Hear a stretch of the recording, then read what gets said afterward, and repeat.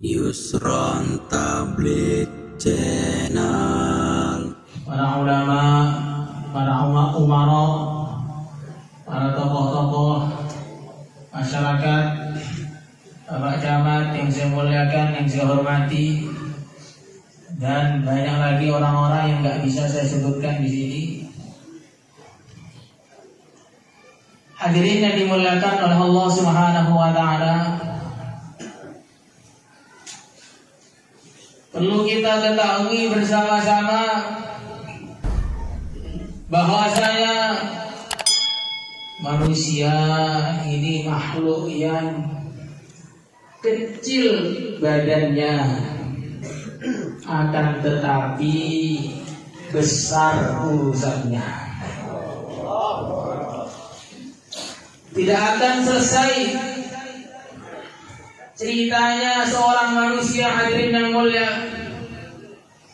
sampai fariqun fil jannati wa fariqun fis sa'ir. Tidak akan selesai ceritanya manusia sampai sebagian mereka masuk surga, sebagian yang lainnya masuk neraka. Maka orang-orang yang kurang pintar, orang-orang yang kurang berpikir, orang-orang yang kurang merenung, mereka ketika terkena masalah, terkena musibah, terkena perkara-perkara yang tidak menyenangkan, maka dengan ringannya mereka mengatakan, ketimbang begini lebih baik mati saja. Daripada berpisah dengan dia lebih baik mati saja. Daripada saya kehilangan rumah saya lebih baik mati saja. Daripada saya tidak makan lebih baik mati saja. Daripada begini lebih baik mati saja. Maka kita katakan kepada dia, hai fulan, alangkah enaknya kau ngomong lebih baik mati saja. Mati itu perkara yang paling mengerikan yang ada dalam kehidupan. Kita sering melihat orang-orang wafat, kelihatannya begitu tenang. Itu yang kita lihat, hakikatnya dia begitu kesakitan. Nabi Musa alaihi salatu wassalam ditanya oleh Allah Subhanahu wa Ta'ala, wahai Musa, bagaimana rasanya kematian yang menimpa kamu? Maka beliau mengatakan, kurang lebihnya ya Allah, rasanya saya ini seperti burung yang dilemparkan ke dalam wajan yang mendidih. Dia tidak bisa mati sehingga istirahat, dan dia tidak bisa terbang sehingga selamat. Maka Allah berfirman kepada Nabi Musa, wahai Musa, ketahuilah sesungguhnya saya sudah meringankan kematian kepada engkau. Hadirin yang dimuliakan oleh Allah Subhanahu wa Ta'ala, maka ketika seorang sudah diputuskan oleh Allah Subhanahu wa Ta'ala untuk berangkat ke akhirat, apabila dia ini adalah orang yang beriman, Allah akan kirim malaikat-malaikat dari langit membawa sutra-sutra hijau, membawa minyak wangi dari surga, yang mereka berjejer-jejer dari rumahnya sampai langit ketujuh sana. Kemudian malaikat maut datang dengan wajah yang begitu tampan, wajah yang begitu rupawan, yang mana andai saja orang iman tidak mendapatkan pahala dari keimanannya kecuali lihat malaikat maut, itu sudah cukup saking indahnya wajahnya beliau. Hadirin yang dimuliakan oleh Allah Subhanahu wa Ta'ala. Tapi sebaliknya, kalau orang ini tidak iman kepada Allah, maka akan datang malaikat-malaikat azab yang akan menyiksa dia, yang akan merangkep dia, yang akan menangkap dia, sehingga dikatakan dalam satu riwayat, seandainya Tidak ada malaikat yang memegangi orang kafir ketika dia merasakan kematian. Tentu dia akan lari ke padang pasir, lari masuk lautan, lari ke puncak-puncak gunung, saking sakitnya kematian yang dia rasakan. Hadirin yang dimuliakan oleh Allah Subhanahu wa taala. Panjang, ini baru pertama. Kemudian manusia kita semua ini akan dimasukkan ke dalam kubur. Di sana ada satu malaikat yang tugasnya keliling ke kubur-kubur. Begitu ada manusia yang masuk ke kubur, malaikat tadi akan mengatakan, "Hai fulan, tulislah." Maka orang tadi mengatakan, "Wahai Tuhan, bagaimana saya bisa menulis? Tidak ada kertas, tidak ada pena, tidak ada tinta. Bagaimana cara saya bisa menulis?" Maka tadi mengatakan, "Wailah, celakamu. Kafanmu adalah kertasnya. Jari jemarimu adalah penanya. Air ludahmu adalah tintanya. Tulislah. Apa yang harus kamu tulis? Tulislah amalmu mulai kamu akil balik sampai sekarang kamu." Maka hadirin yang dimuliakan oleh Allah Subhanahu wa taala, pada waktu itu setiap manusia langsung menulis semua perbuatannya ketika dia di dunia ini. Semua kebaikan-kebaikannya dia ingat semua. Begitu juga sebaliknya, semua keburukan-keburukannya, menit per menit, detik per detik, semua akan dia ingat semua. Pandangan-pandangan yang dulu dia curi untuk melihat perkara yang haram, dia akan mengingatnya dan akan menulisnya. Telinga yang dulu digunakan untuk mendengarkan perkara yang tidak diizinkan oleh Allah, dia akan menulisnya dan akan mengingatnya. Lisan yang digunakan untuk mencaci-caci teman-temannya, dia akan mengingatnya dan akan menulisnya. Maka hadirin yang dimuliakan oleh Allah Subhanahu wa taala, bagaimana rasanya? Bagaimana perasaan kita pada waktu itu apabila yang kita tulis ternyata semuanya keburukan? Apabila yang kita tulis ternyata semuanya adalah kemaksiatan? Apabila yang kita ingat ternyata semuanya adalah pelanggaran? Dan ternyata semua kebaikan yang kita kerjakan tidak diterima oleh Allah Subhanahu wa taala. Apa yang terjadi pada kita hadirin waktu itu, hadirin yang mulia? Hadirin yang dimuliakan oleh Allah Subhanahu wa taala.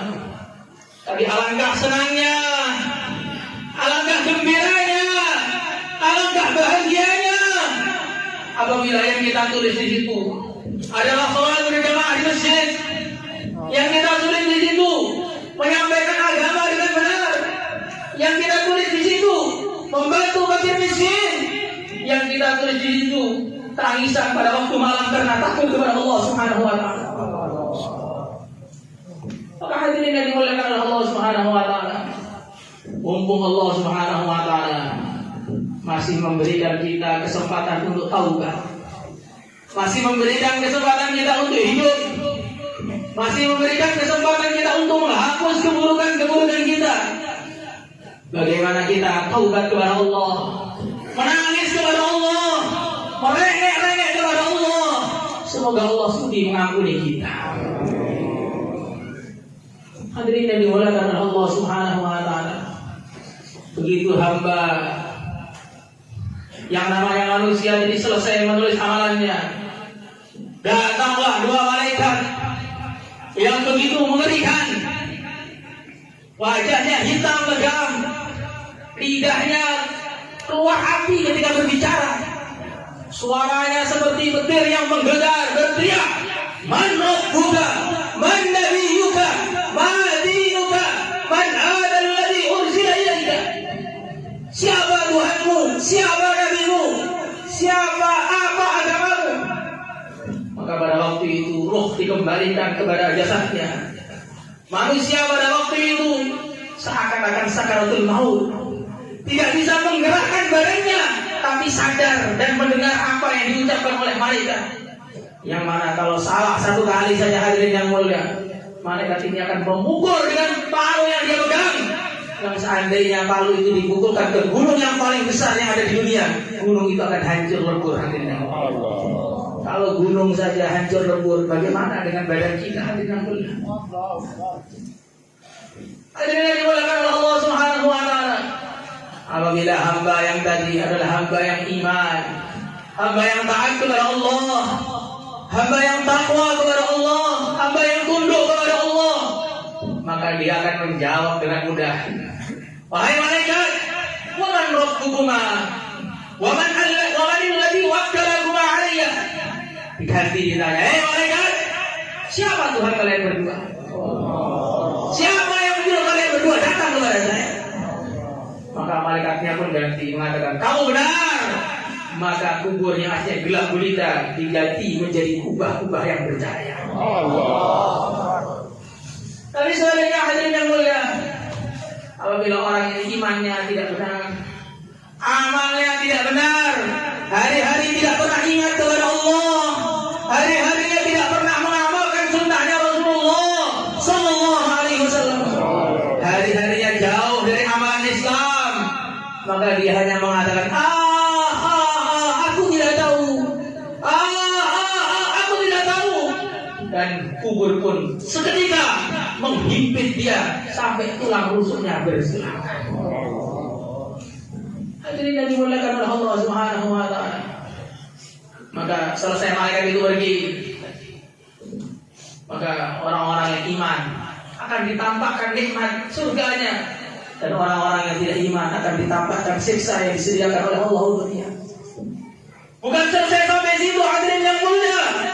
Wa nufiha fis-sur fasa'iqa man fis samawati wa man fil ard illa man syaa Allah thumma nufiha fihi ukhra fa idza hum qiyamun yanzurun. Akan terjadi tiupan sangkakala. Kemudian manusia akan keluar dari kuburnya seperti pohon-pohon yang tumbuh di musim hujan. Akan tetapi manusia keluar kuburnya bukan dengan badan yang ketika dia mati di dunia. Dia akan keluar dari kuburnya sesuai dengan amalnya ketika di dunia. Orang-orang yang istimewa, wajah mereka bercahaya seperti bulan purnama. Orang-orang yang di bawahnya wajahnya seperti bintang kejora. Orang-orang yang di bawahnya lagi wajahnya ada bekas-bekas wudhu di wajah dan tangannya. Kalau orang nggak pernah terkena air wudhu, bagaimana sinar dia waktu itu hadir dengan mulia? Tapi sebaliknya, orang-orang yang tidak taat kepada Allah, orang-orang yang selalu bermaksiat kepada Allah, kufur kepada Allah, Allah bangkitkan dalam keadaan mukanya sudah dirubah menjadi kera dan babi. Allah bangkitkan mereka berjalan bukan dengan kaki, mereka berjalan dengan wajahnya. Sebagian diinjak-injak oleh temannya, sebagian dalam keadaan yang begitu mengerikan. Mereka kemudian kumpul di padang mahsyar sana, didiamkan oleh Allah Subhanahu wa taala selama 50.000 tahun. Sehingga manusia pada waktu itu ada yang tenggelam dalam keringatnya sampai mata kaki, ada yang tenggelam dalam keringatnya sampai betis, ada yang tenggelam dalam keringatnya sampai lutut, ada yang tenggelam dalam keringatnya sampai dada, ada yang bahkan berenang-renang dalam keringatnya sesuai amalnya. Yang perlu kita tanyakan, yang perlu kita pikirkan, keringat kita waktu itu sampai mana hadirin yang mulia? Hadirin yang muliakan Allah Subhanahu wa taala, di tengah-tengah kondisi yang begitu panas, di tengah-tengah kondisi orang sudah terinjak-injak satu sama lain, tenggelam dalam keringatnya, tiba-tiba neraka datang ditarik oleh 70.000 wanita dengan rantai-rantai dari besi yang begitu mengerikan, mendekat kepada mahsyar. Siapa lahap semua orang yang ada di situ, sehingga para nabi pun hanya mengatakan nafsi, nafsi, nafsi. Wahai Tuhanku, saya ingin selamat dari Tuhanku, jangan sampai masuk tanganku ke neraka. Kalau nabi Nabi saja seperti itu, bagaimana keadaan kita waktu itu adanya? Nabi Ibrahim alaihi salatu wassalam, Nabi Musa alaihi salatu wassalam, Nabi Isa alaihi salatu wassalam, mereka sibuk bergelantungan di arsy Allah Subhanahu wa taala. Nabi Ibrahim lupa dengan anaknya Nabi Ismail, Nabi Musa juga lupa dengan saudaranya Nabi Harun, Nabi Isa juga lupa dengan ibunya yaitu Sayyidah Maryam. Mereka lupa hanya mengatakan nafsi, nafsi, nafsi. La as'aluka ghairi ghairahu ya Rabb. Aku tidak minta selain menyelamatkan diriku sendiri ya Allah. Ini ulul azmi minar rusul, ketakutan seperti itu. Hadirin yang dimuliakan oleh Allah Subhanahu wa taala. Maka malaikat yang membawa neraka sudah makin dekat, makin dekat, makin dekat. Panasnya tambah meningkat. Tiba-tiba datanglah pimpinan kita, junjungan kita, yang mulia Nabi Muhammad sallallahu alaihi wasallam, mengatakan kepada neraka, "Hai neraka, kembalilah engkau pada tempatmu." Maka akhirnya neraka mengatakan, "Wahai Muhammad, aku memang diharamkan untuk engkau, tapi aku tidak diharamkan untuk sebagian umatmu. Minggirlah wahai Muhammad, saya akan mencari bangsaku." Maka Nabi Muhammad mengatakan, "Tidak, kembalilah ke tempatmu, karena aku telah diperintah oleh Tuhanmu untuk mengembalikanmu ke tempatmu." Maka neraka pun mundur karena diusir oleh baginda Nabi Muhammad sallallahu alaihi wasallam. Hadirin yang dimuliakan oleh Allah Subhanahu wa taala. Kita lihat bagaimana sayangnya Nabi kepada umat, bagaimana tanggung jawabnya Nabi kepada umat. Ketika yang lain sudah sibuk memikirkan diri sendiri, Nabi masih memikirkan kita. Tapi sayangnya kita yang dipikirkan ini, kalau dengar nama beliau berat untuk mengucapkan salawat. Allahumma shalli ala sayyidina Muhammad. Sallallahu alaihi wasallam. Allah Subhanahu wa taala. Setelah neraka dikembalikan pada tempatnya, baginda Muhammad sallallahu alaihi wasallam duduk di bawah arsy, berdoa kepada Allah Subhanahu wa taala, memuji Allah Subhanahu wa taala dengan pujian-pujian yang tidak pernah diucapkan sebelumnya oleh siapapun dan tidak akan pernah bisa diucapkan oleh orang setelahnya siapapun. Sampai akhirnya Allah Subhanahu wa taala ridho dengan beliau dan mengatakan, "Ya Muhammad, irfa' ra'sak wa sal tu'ta wa isfa' tushfa'." Wahai Muhammad, angkatlah kepalamu, mintalah engkau akan diberi, syafaatilah, kamu akan diterima syafaatnya. Semoga kita semua yang ada di majlis ini, keluarga kita, teman-teman perjuangan kita, semuanya dapat syafaatnya baginda Muhammad sallallahu alaihi wasallam. Amin. Allahumma shalli ala sayyidina Muhammad. Hadirin yang dimuliakan oleh Allah Subhanahu wa taala, kata manusia disyafaati oleh Nabi. Belum selesai. Pada waktu itu mereka akan berangkat untuk dihisab di hadapan Allah Subhanahu wa taala. Kita akan dimintai pertanggungjawaban tentang apa yang pernah kita lakukan selama hidup di dunia. Mata kita akan dimintai pertanggungjawaban, telinga kita akan dimintai pertanggungjawaban, kaki kita akan dimintai pertanggungjawaban, perut kita akan dimintai pertanggungjawaban. Kalau kita mau bohong, maka semua anggota tubuh akan ganti berbicara. Maka dalam hadis riwayat Bukhari dikatakan, "Wa man nuqisal 'adzab, wa man nuqisal hisab udhib." Siapa saja yang diteliti amalannya oleh Allah pasti akan masuk neraka. Karena satu teguk air saja, hadirin yang mulia, akan dimintai pertanggungjawabannya oleh Allah. Dapat dari mana dan kekuatan dari air tadi digunakan untuk apa? Maka sebelum datangnya hisab akan ada panggilan. Siapa orang-orang yang suka tahajud di malam hari? Maka bangkit sedikit orang, silahkan masuk surga tanpa hisab. Kemudian ada pengumuman yang kedua. Siapa orang yang suka memaafkan kepada sesama temannya? Berdirilah sebagian orang, silahkan masuk surga tanpa hisab. Allahumma ja'alna minhum. Maka hadirin yang dimuliakan oleh Allah Subhanahu wa taala, manusia dihisab dengan berbagai macam modelnya. Ada yang Islam dengan dipermalukan di hadapan semua manusia. Temannya tahu, ayahnya tahu, istrinya tahu, gurunya tahu, muridnya tahu, rakyatnya tahu.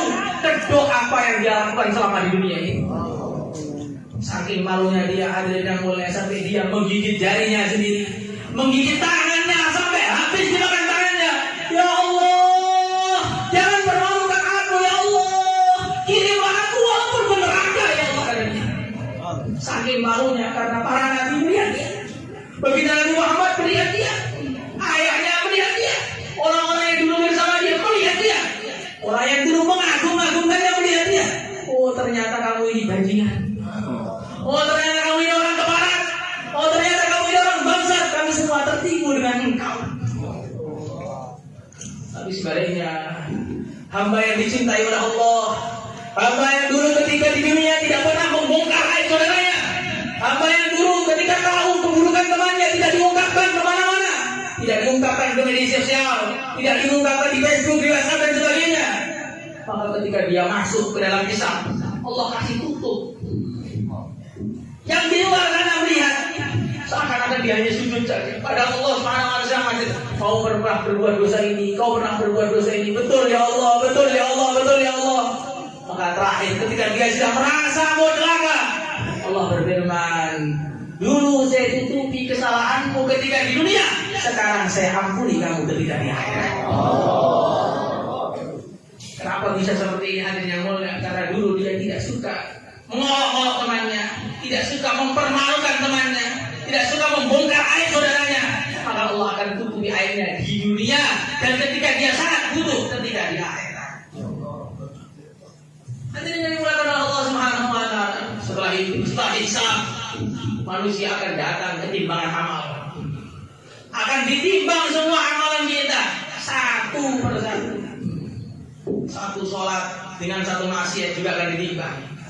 Kalau banyak taatnya, maka dia akan gembira dan sukses selamanya. Kalau banyak tidak taatnya, maka dia akan celaka selama-lamanya. Maka disitulah waktu di mana orang sudah lupa dengan segala-galanya. Di depannya ada timbangan, di sebelah kanan timbangan baik, sebelah kiri timbangan buruk, diletakkan amalannya. Sedang proses menunggu berat yang kanan atau berat yang kiri. Maka pada waktu itu jantung pun kalau ada akan berhenti seketika. Hadirin yang dimuliakan oleh Allah Subhanahu wa taala, setelah dalam mizan yang sukses, maka orang akan didatangkan yang iman ke Telaga Kautsar dan diberi minum langsung oleh baginda Muhammad sallallahu alaihi wasallam. Diberi langsung minum dengan tangan beliau yang mulia. Oh ya hadirin. Bagaimana senangnya diberi minum oleh Nabi, lebih manis daripada Telaga Kautsar di situ. Hadirin yang dimuliakan oleh Allah Subhanahu wa taala, akan tetapi baginda Nabi sallallahu alaihi wasallam memberi peringatan kepada kita, akan datang umatku sebagian orang yang mengaku umatku berwaktu datang ke Telaga Kautsar dengan minum. Tiba-tiba para malaikat mengambilnya, dibuang ke arah kiri, dibuang ke arah neraka. Maka aku berkata, ashabi, ashabi, ummati, umatku itu umatku, kenapa dibuang? Maka mereka mengatakan, humul ladina baddalu wa ghayyaru. Ya Rasulullah, mereka memang umatmu, tetapi mereka merubah agama setelah kematian engkau. Mereka menodai sunnahmu, mereka mengolok-olok agamamu, mereka tidak suka dengan amalan Islam. Mereka bahkan menjauhkan umatmu dari amalan Islam, menjauhkan umatmu dari sunnahmu ya Allah. Maka baginda Nabi Muhammad sallallahu alaihi wasallam bersabda, Su'ban dengan ghayyar wa'di. Kecelakaan bagi orang-orang yang merubah amalan setelah kematianku. Baginda Nabi sangat sayang kepada umat, baginda Nabi sangat cinta kepada umat. Akan tetapi baginda Nabi tidak rela kalau agama ini dipermainkan. Baginda Nabi tidak rela agama ini dijadikan bahan olok. Baginda Nabi tidak rela kalau agama ini dibuang-buang. Tidak ada yang menerima lagi. Baginda Nabi tidak suka dengan orang seperti ini. Hadirin yang manusia akan melewati sirat. Orang-orang yang amalnya baik maka akan lewat secepat kilat. Orang yang amalnya di bawahnya akan seperti angin yang bertiup. Orang yang di bawahnya lagi derajatnya seperti orang yang naik kuda. Ada lagi yang seperti orang yang berlari. Ada lagi yang berjalan. Ada lagi yang berangkat. Bahkan ada yang baru menginjakkan kakinya langsung terjerumus ke dalam neraka. Hadirin yang dimuliakan Allah Subhanahu wa taala, yang perlu kita tanyakan, amalan kita apakah cukup untuk bikin kita lewat di jembatan sirat? Tapi hadirin yang dimuliakan Allah Subhanahu wa taala, kalaupun ada orang yang lemah amalannya jatuh ke dalam neraka, Nabi tidak akan membiarkannya. Nabi akan terus berdoa kepada Allah, berdoa kepada Allah, berdoa kepada Allah, sampai akhirnya tidak tersisa orang yang di dalam hatinya iman walaupun sebiji dzarrah kecuali dikeluarkan dari neraka. Maka seorang ulama membuat syair, qara'na fid duha wa la sawfa yu'ti fasarra qulubana dzakal 'ata'u wa